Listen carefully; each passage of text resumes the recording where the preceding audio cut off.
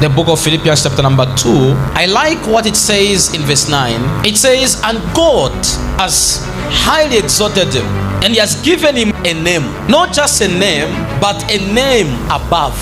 In other words, God gave him a name that nothing rises above him. There is someone in this place that God this year will give a name that no power from your family will be able to rise above you. Listen, the Lord spoke to me when I entered in this place. He said, lesangake meonto 5 in your family. Pray for the rest 4, because you are taking the first position in your family. Now, this is something about the name. God has highly exalted him, and he has given him a name above every other name. Now listen to me. Every generation has people who have names. We are in a generation where there are Bill Gates. We are in a generation where there are Elon Musk.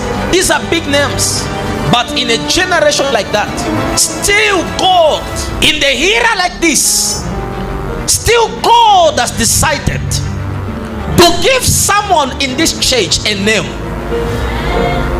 God became so careful.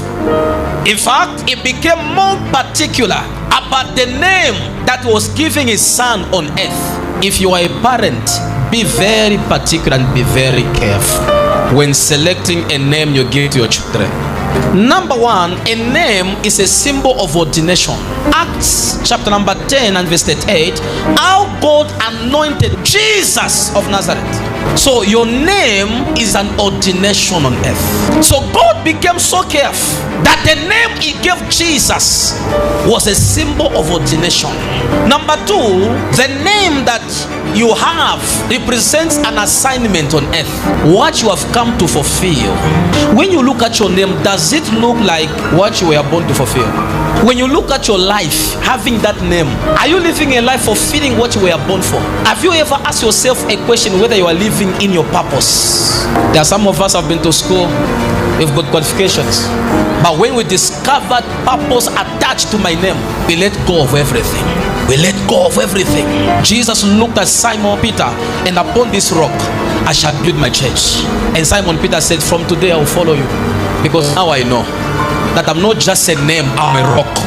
You will build your church, and the gates of hell shall not prevail against it. When you look at your name, does it look like what you were called for or what you were born for?